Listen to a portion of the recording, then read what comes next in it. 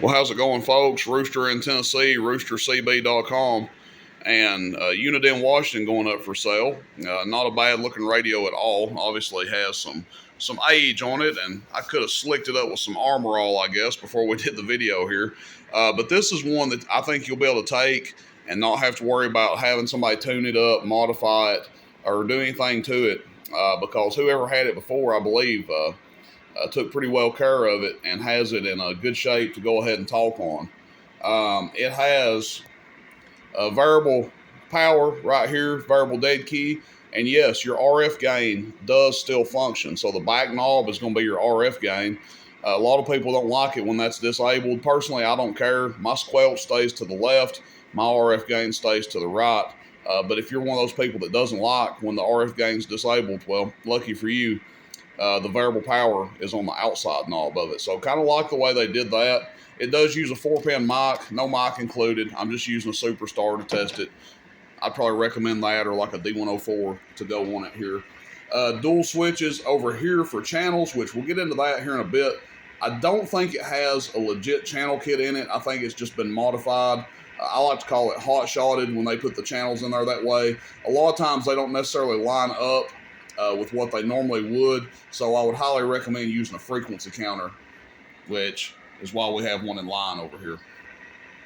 This is like a Browning ping kind of imitation, and it sounds better than a lot of them that I've heard before. So you may find some added value in that, or you may never use it. But that's pretty much all the modifications, as far as I know, that have been done to it. It has had a power mod, modulation mod, super mod, whatever you want to call it. You'll be able to tell that by the way it performs on the watt meter.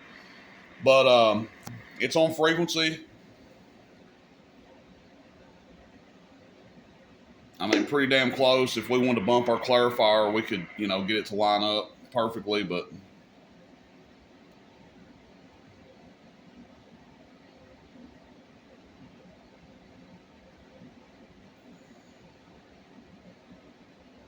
gosh, it's sensitive.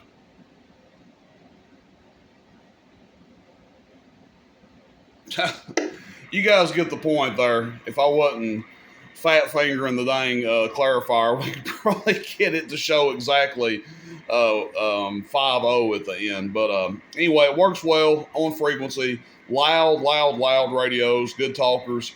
Probably one of the most popular AM/sideband radios made, especially from its era. Let's see if the mode's lights work. Yep, all the mode lights work. So look, we'll test it on AM and sideband here. Test it on average power first, and we'll kind of show you how the variable dead key works on it. Variable dead key. Always get some people criticizing me in the comments, calling it a variable. Hello, audio. So that's 10 watts average from like a watt. Now, let's see what our PEP is. Hello, audio. Maybe I need to keep this one for myself. About 35 PEP. And then, let's see if we can. I know we're giving shaky camera syndrome here.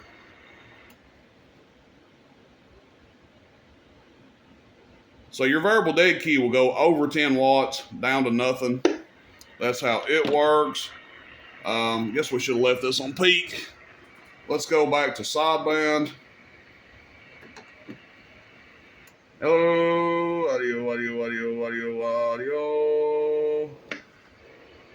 20 watts on sideband, 22 watts. Hello.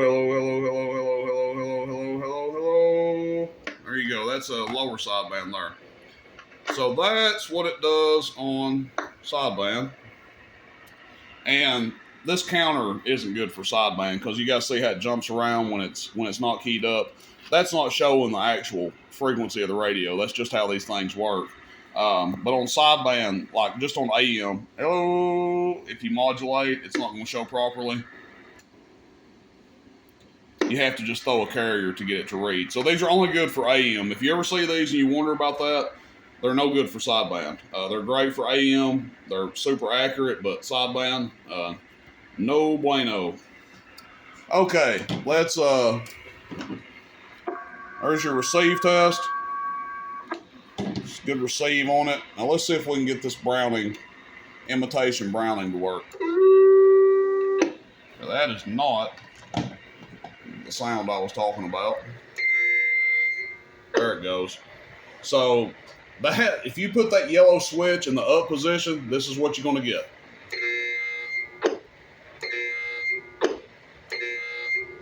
All right, that's enough. And you guys hear the notorious Washington. We like to call it the root. You guys hear that? Boo, boo. So all the Washingtons do that. That's how a lot of times you can tell if somebody's on the Washington. And it does it even worse if you have a D104 on here. It'll really give it the whoop. But, all right, that's how that is. Now, let's get into these channels here.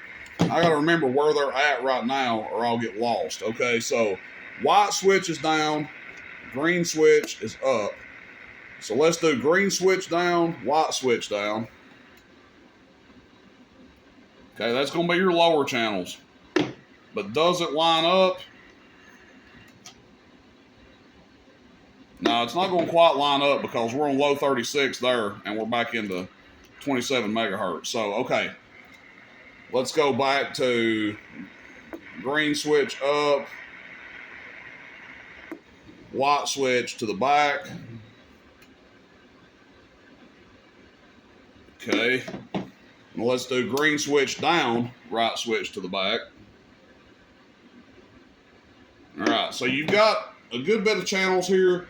I'll leave that to somebody else to navigate. Look, I can't tell you guys the last time I was even off regular 40, so I don't care anything about that myself, but a lot of people like to get off regular 40, kind of get where it's a little bit more quiet, and especially talking on sideband. There's some sideband channels that are kind of active above 40 and below. But anyway, guys, this radio is going up for sale. I'll snag some pictures of it, get it listed up on the website. I think whoever gets this radio will be really happy with it. You know, as far as talking, I love these things, but again, I just don't like the way they look. I'm a Cobra guy through and through there, Cobras and Yaesu FT101s. But if I had to have something to talk on and I didn't have a Cobra, I wouldn't mind talking on one of these at all because they're really fantastic talking radios. And I think this one's a good example of one. All right, thanks, everybody. Rooster and 10, roostercb.com. See you, bye.